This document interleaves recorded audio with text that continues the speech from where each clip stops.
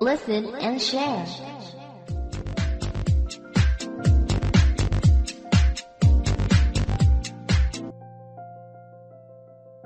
Part 1. From San Francisco to London. When I was 27 years old, I worked in an office in San Francisco. I did my job well, and my future was promising. I was alone in the world, and I was happy. On Saturday afternoons, I didn't work. I sailed my little sailboat on San Francisco Bay. One Saturday afternoon, I sailed out too far. The strong afternoon wind pushed my sailboat out of the bay and into the Pacific Ocean. That night, when I had lost all hope, a small British brig saw me and took me on board. The brig was sailing to London. The voyage was long and stormy. I worked as a sailor to pay for my trip. When I arrived in London, my clothes were old and dirty. I had only $1 in my pocket. With this dollar, I ate and slept for the first 24 hours.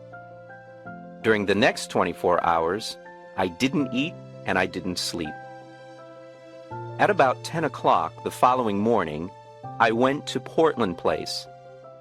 I saw a child walking past holding a big pear. The child ate one small piece and then threw the pear onto the street. I stopped and looked at it. I was very hungry and I really wanted that pear. But every time I tried to get it, someone passed by and looked at me.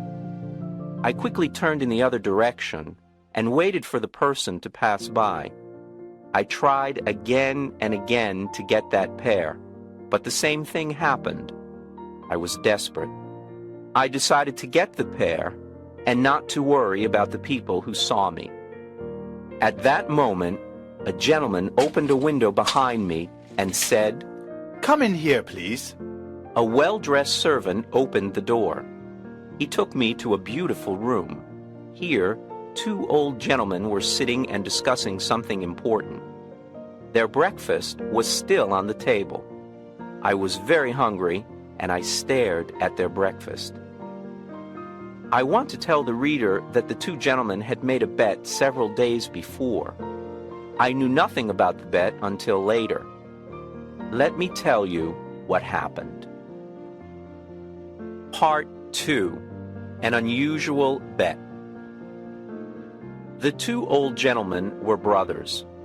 For several days they argued about a very strange subject. They decided to end their argument with a bet, as the English usually do. The following was the subject of the bet.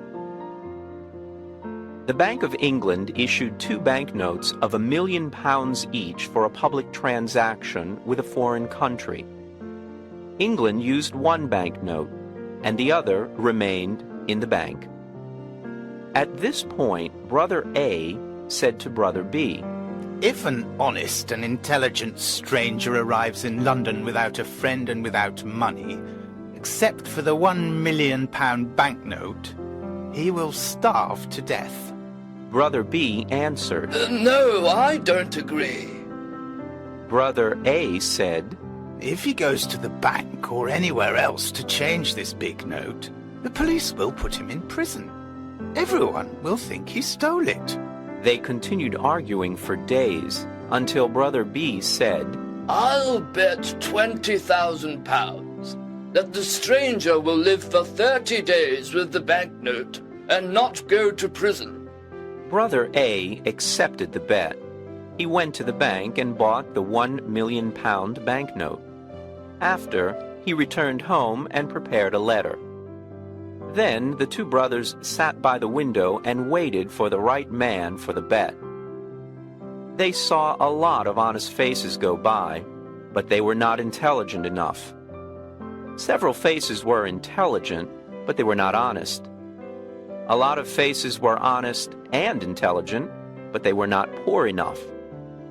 Other faces were honest, intelligent, and poor, but they were not strangers. When they saw me from the window, they thought I was the right man. They asked me questions, and soon they knew my story. Finally, they told me I was the right man for the bet. I asked them to explain the bet. One of the gentlemen gave me an envelope. I wanted to open it, but he said, No, don't open it now. Wait until you are in your hotel room. Then read it very carefully. I was confused, and I wanted to discuss the subject with them, but they didn't. I felt hurt because I was the subject of a joke. When I left their house, I looked for the pair on the street. It was gone. I was quite angry with those two gentlemen. Far from their house, I opened the envelope. I saw that there was money inside. I didn't stop to read their letter. I ran to the nearest eating place. I ate and ate and ate. At last, I took out the envelope with the money to pay for my meal. I looked at the banknote and almost fainted. It was a banknote worth $5 million. I was speechless. I stared at the banknote. The two gentlemen had made a big mistake. They probably wanted to give me a 1-pound banknote. I saw the owner of the eating place staring at the banknote too. We were both surprised. I did not know what to do or say, so I simply gave him the note and said, "Give me the change, please." The owner apologized 1,000 times. I'm very sorry, but I can't change this banknote, sir. "I don't have any other money. Please, change this note," the owner then said. You can pay for this food whenever you want, sir. I understand that you are a very rich gentleman. You like playing jokes on people by dressing like a poor man. You can come here and eat all you want, whenever you want. You can pay me when you want. Part 3. The Letter. When I left the eating place, I hurried to the house of the two gentlemen. I wanted to correct the mistake they had made. I was very nervous. When I arrived, the same servant opened the door. I asked for the two gentlemen. They are gone. The servant said. Gone? Gone where? Oh, on a journey. But where did they go? To the continent, I think. The continent? Yes, sir. When will they return? In a month. A month? Oh, this is awful. How can I talk to them? It's extremely important. I can't help you. I don't know where they are, sir. Then I must see a member of the family. All the family are away. They're in Egypt and India, I think. Before leaving, the two gentlemen made an enormous mistake. They will certainly return home tonight. Tell them that I came here to correct the mistake. I'll return tomorrow. I'll tell them if I see them, but I won't see them. Sir, you must not worry, because everything is all right. They will be here on time, and they will see you then. Goodbye. I was confused. My head was in a fog. I did not understand what the servant told me. The letter. I remembered the letter. This is what it said. You are an intelligent and honest man. You are also poor and a stranger. In this envelope, you will find some money. It is yours only for 30 days. At the end of 30 days, return to this house. I have a bet on you. If I win this bet, you can have any job with any salary that you want. There were no signature, no address, no date on the letter. How strange. I didn't know what to think. I went to a park, sat down, and thought about what to do. After an hour, I reached the decision that follows. The two old gentlemen are playing a game that I don't understand. They are betting on me. But at that time, I didn't know anything about the details of the bet. If I go to the Bank of England to return the banknote, the bank will ask me lots of questions. If I tell the truth, no one will believe me. They will put me in an asylum. If I tell a lie, the police will put me in prison. I can't even give it to anyone because no honest person will want it. I can do only one thing. I must keep the bill for a whole month, and I must not lose it. If I help the old man to win his bet, he'll give me the job I want. The idea of an important job with a big salary made me happy. With this exciting idea in mind, I began walking down the streets of London. Part 4. At the tailor's. Every time I passed in front of a tailor's, I wanted to enter and buy some new clothes. But I had no money to pay for them. The £1 million banknote in my pocket was useless. I passed in front of the same tailor's 6 times. At last, I entered.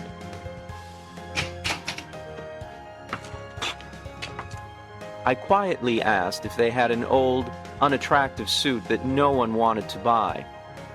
The man I spoke to nodded his head, but he didn't speak. Then another man looked at me and nodded his head. I went to him, and he said, "One moment, please." After some time, he took me to a back room. He looked at several ugly suits that no one wanted. He chose the worst for me. I really wanted a suit, so I said nothing. It was time to pay. "Can you wait a few days for the money? I haven't got any small change with me." The man said, "Oh, you haven't?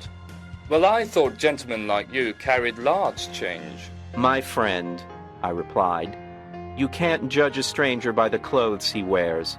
I can pay for this suit, but can you change a large banknote?"